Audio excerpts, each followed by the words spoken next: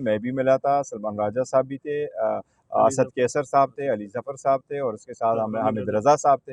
हम खान साहब के साथ मिले थे और कोई ऐसी बात नहीं हुई थी, बिल्कुल ऐसी बात नहीं हुई। तो सारा गलत और डिसइन्फॉर्मेशन मिस इन्फॉर्मेशन फैलाने का। देखो वो सारे लोगों को, वो देखो पीटीआई की क़ियादत को डिस्क्रेडिट करना और हमारे एक खलीज पैदा करना और ये पैदा करना कि जी, लेकिन एक बात वाज़ेह है, पाकिस्तान एक चीज़ वाज़ेह है, पाकिस्तान तहरीक इंसाफ मुत्तहद है, उसमें कोई फॉरवर्ड ब्लॉक नहीं है, सबका लीडर कल भी था, आज भी है, परसों भी होगा, चाहे वो जेल के अंदर है, चाहे वो जेल के बाहर है, और वो खान साहब है। Thank you. वो देखो उस पे इंशाअल्लाह ताला आपको क्या तरमीम पास होने से पीटीआई को कितना नुकसान? देखो ये पाकिस्तान का नुकसान है।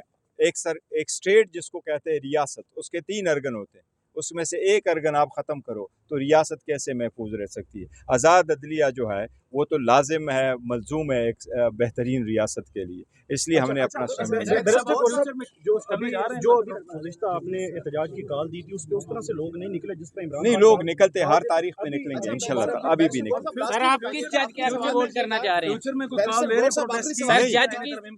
नहीं देखो, जज के हक में वोट करना जो जज की तरमीम है, हमने कल नाम दिए थे, हमें कहा गया था कि एक टाइम फ्रेम है, इस टाइम फ्रेम के अंदर अंदर आप हमें नाम दे दें, और उसके लिए क्योंकि जल्दी थी, स्पीकर साहब ने लेटर लिखा था, उसने चेयरमैन को भी लेटर लिखा था, उस पर यह मांगा था कि आप हमें जल्द से नाम दे दें और कमेटी कंस्टिट्यूट होनी थी। क्योंकि हमारी पॉलिटिकल कमेटी की मीटिंग रात को होती है, हमने नाम दे दिए थे ताकि वो टाइम बाउंड था, तो ऐसा ना हो कि अगर हम फैसला करें तो फिर हमारे नाम ना हो और हमें आउट किया जाए प्रोसेस से। लेकिन रात को पॉलिटिकल कमेटी का फैसला हुआ था, पॉलिटिकल कमेटी ने कमेटी में जाएंगे।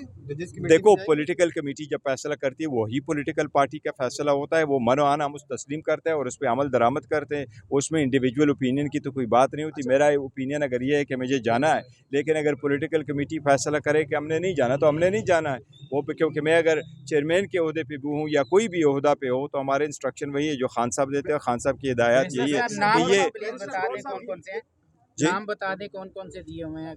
मैं तभी तो कह रहा हूँ कमेटी में, कमेटी में देखो हामिद रज़ा साहब, मेरा और अली ज़फ़र साहब का था, ये 3 हमें बताया कि आपके 3 है, अदरवाइज इस पे भी हमें ऑब्जेक्शन है। देखो हम बड़ी पॉलिटिकल पार्टी हैं, हमारे रिजर्व सीट है वो सुप्रीम कोर्ट के ऑर्डर के मुताबिक, तो हमारे 2 नहीं हमारे 3 होने चाहिए थे नेशनल असेंबली से। ये है कि आपके लोग 4 हैं और हुकूमत के लोग 8 हैं, बास आनी वो अपनी मर्जी का अगर मंसूर अली शाह साहब चीफ जस्टिस के ओहदे पर नहीं पहुंच पाते, वो जो मेजोरिटी है वो फैसला कर देती है, तो पाकिस्तान तहरीक इंसाफ क्या करने जा रही है अगर जो है सीनियरिटी को पीछे छोड़ दिया जाता है? देखो सीनियरिटी को किसी सूरत पीछे नहीं छोड़ना चाहिए और उनको वो कंसिडर करके भी यही डिसाइड करना चाहिए थे। पाकिस्तान तहरीक इंसाफ ने, मैंने कल भी स्टेटमेंट दी है टीवी चैनल पे कि हमने जजेस में से हमने कोई तफरीका नहीं किया कि ये हमारा जज है, ये उसका जज है। अलबत्ता जजेस का ये ज़रूर है कि जो सीनियर हो वो कानून के मुताबिक आगे।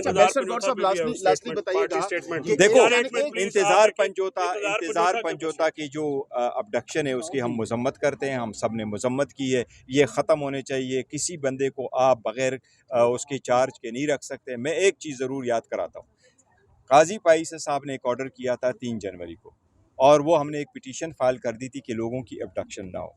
उस 3 तारीख के ऑर्डर में ये हुआ था कि सुप्रीम कोर्ट ने उस ऑर्डर पे वज़ीर-ए-आज़म को ये डायरेक्ट किया था कि अटॉर्नी जनरल को साहब को कहा था कि आप ये ऑर्डर ले जाके वज़ीर-ए-आज़म साहब से मिल करके आप अंडरटेकिंग सुप्रीम कोर्ट में फ़ाइल करें कि आज के बाद किसी बंदे को नहीं उठाया जाएगा। मैंने फिर असम्बली के फ्लोर पे पॉइंट ऑफ ऑर्डर पे जसवर हानिया की शहादत के बाद हम वो जॉइंट स्टेटमेंट दे रहे थे, मैंने वज़ीर-ए-आज़म से उस वक्त भी मुतालबा किया था और वज़ीर-ए-आज़म ने फ्लोर ऑफ द हाउस पे कहा था कि मैं मालूमात हासिल करके फिर असम्बली को फ्लोर स्पीकर साहब के पास लेके आऊँगा।